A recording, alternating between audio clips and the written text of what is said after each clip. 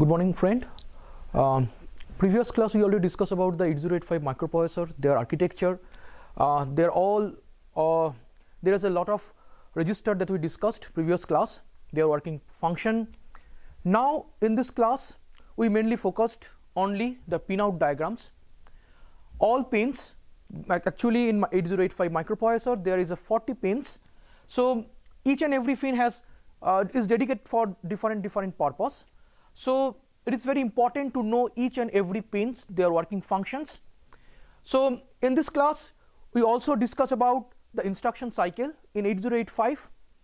This is there is a opcode phase. Instruction cycle is divided into two parts, opcode phase and execution cycle. So in this class we also discuss about the timing diagram and the instruction cycle in details. So first, today's the first topic is the pinout diagram of 8085 microprocessor. In 8085 microprocessor there is a 40 pins. Out of 40 pins, A15, that means 28 to 21, is dedicated for higher order address bus, and we know that very well that address bus is a unidirectional. So that's why the sign is just like that. Out of 40 pins, the 8 pins AD0 to AD7 is dedicated for address bus as well as data bus. That's why it is bidirectional. That means sometime microprocessor, the lower order address bus is carry the address, and sometime it is used as a data bus. Out of that, out of 16 pins, 30, this 1, 2, 3, 4, 5, 6, 7, this total 6 pin is dedicated for control signals.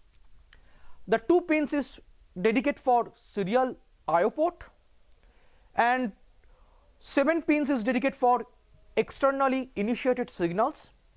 This signals is mainly used whenever the microprocessor is communicate with any kind of peripheral device. This is a acknowledgement. There is a 2 pins is acknowledgement pin, and rest of pins are mainly clock pins, clock in, clock out, reset, and then VCC and ground pin. So first we discuss about 1 and 2 pin, which is mainly dedicated for clock generator. In 8085 microprocessor, mainly the clock frequency is used in 3 MHz. That means 3 MHz clock frequency is mainly we use to active this device, because this is a sequential circuit, and sequential circuit need a clock to synchronize their all operation.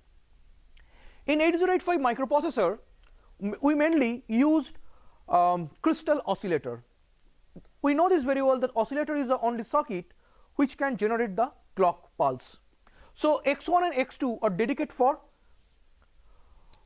for crystal oscillator. There is a very good question which is mainly asked in any kind of interview, that why 8085 microprocessor use a crystal oscillator instead of RC oscillator, because RC and crystal both oscillator can generate frequency. The answer is very simple, because in 8085 microprocessor we need precision. That means during the environmental change, that means temperature, humidity, everything, if the environment is changed from one place to another place, the frequency does not vary at all. That means we need precisions.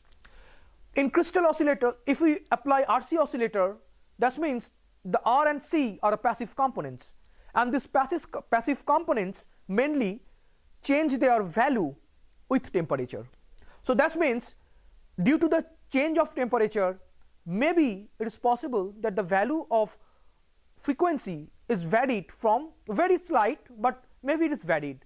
So precision is not actually whatever we want. It's not possible that we get exactly whatever we just want. That means precision is varied. In crystal oscillator, crystal is a stone, like a stone. So stone can't change with temperature. That's why we use a crystal oscillator, or we prefer the crystal oscillator to generate the frequency of 8085 microprocessor. Next 40 and 20 pins are dedicated for VCC, that means 5 volt external voltage, and 20 pins is mainly for ground. This is a clock out pins. This pin is mainly used to provide a clock. Actually, if microprocessor is communicate with peripheral device, if the peripheral device is a sequential circuit, so peripheral device or the sequential circuit need a clock.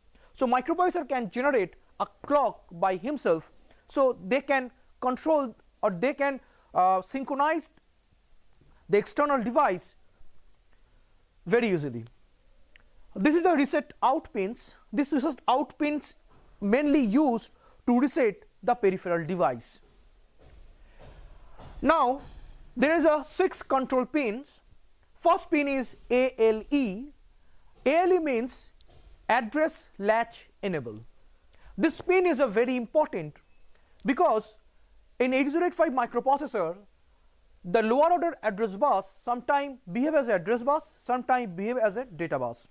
So it is very important because whenever this lower order address bus is behave as an address bus, ALE pin is 1.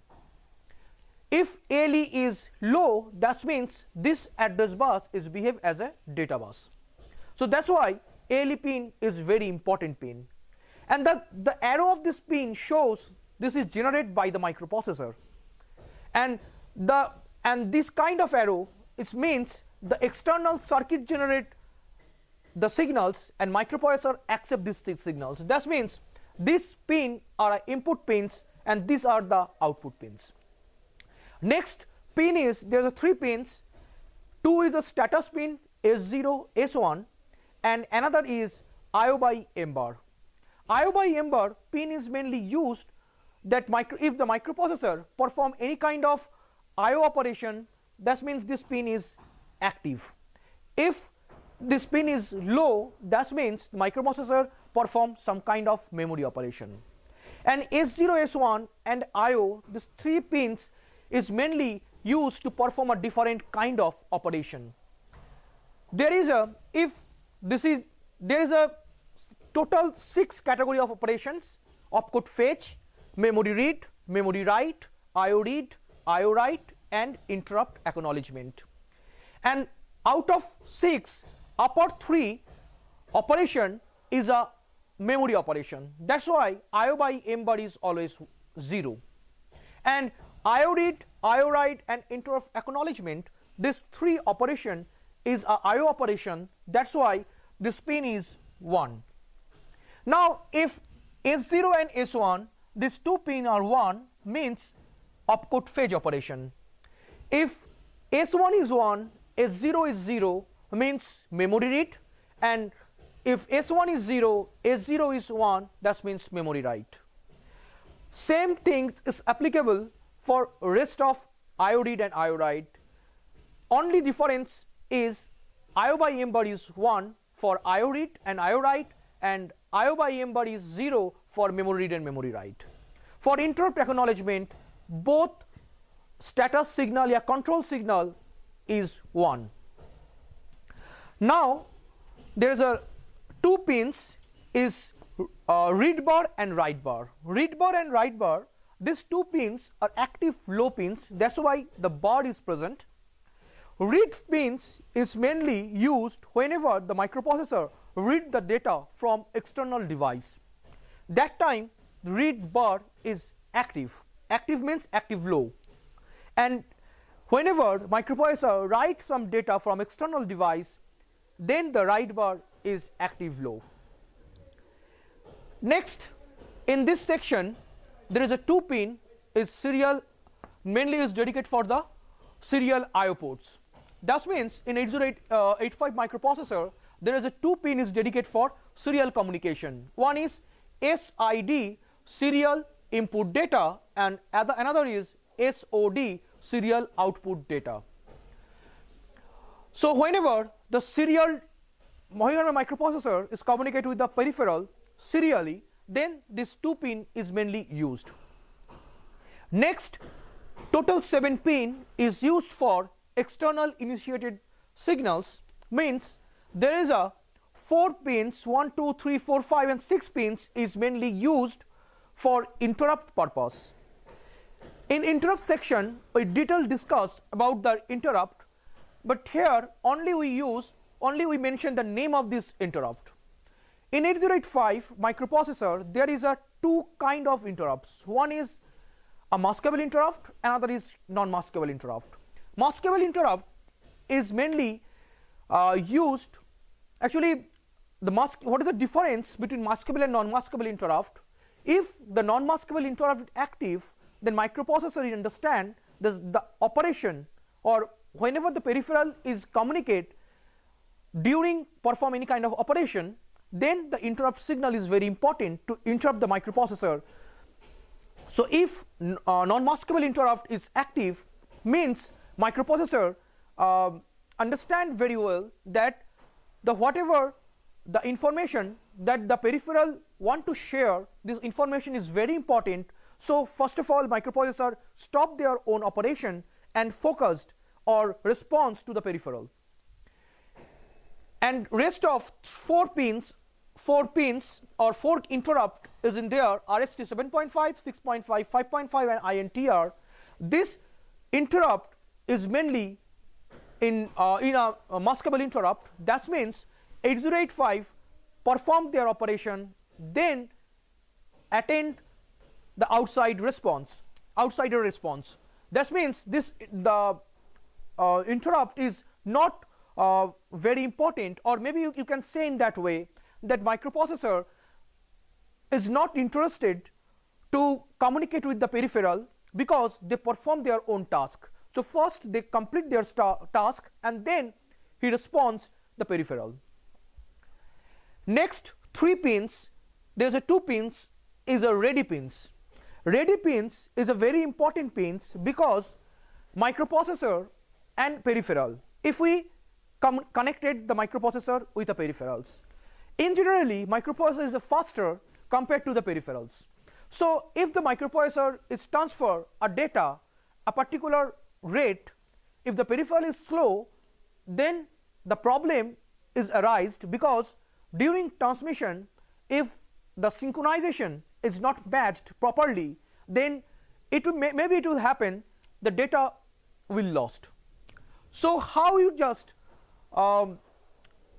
take care about this? So there is a ready pins.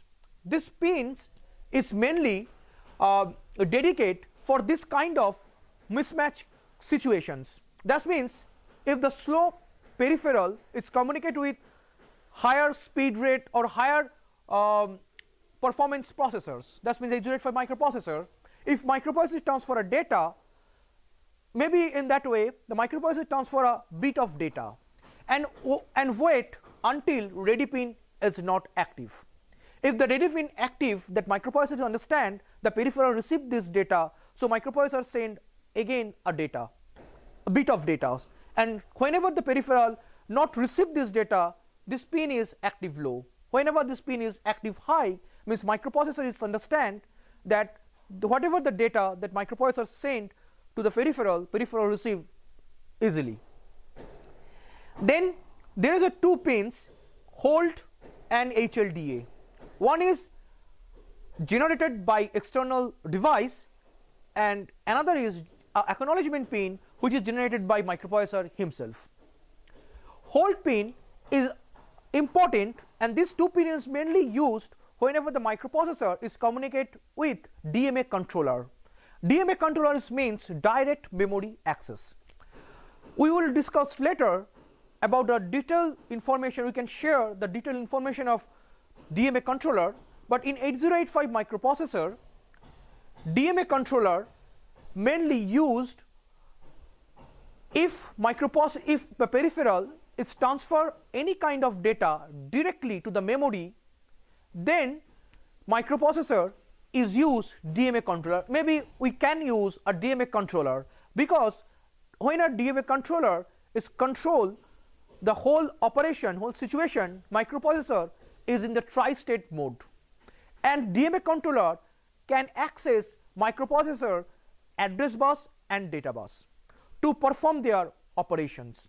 So whenever microprocessor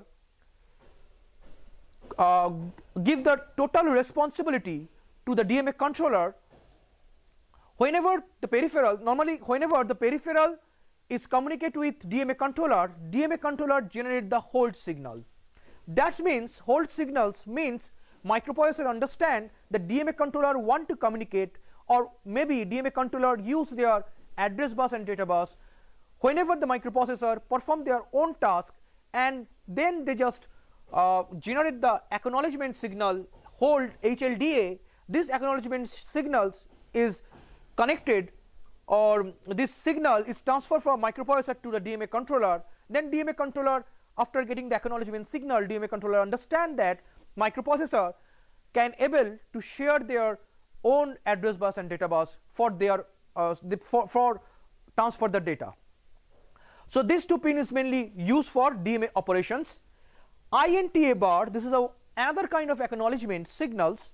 This signal is mainly used for interrupt purpose, because whenever microprocessor get a interrupt from other peripheral device, microprocessor generate, if the microprocessor is perform their own task, they generate INTA bar. This acknowledgement signal acknowledge the peripheral that microprocessor is interested, and you can transfer the data or you can share their information with microprocessor. Reset in, this pin is mainly used to reset microprocessor. Microprocessor can reset by itself if this pin is active low. That is our reset pins. So this is our 40 pins. This pin is very important whenever we connected any kind of peripheral with microprocessor.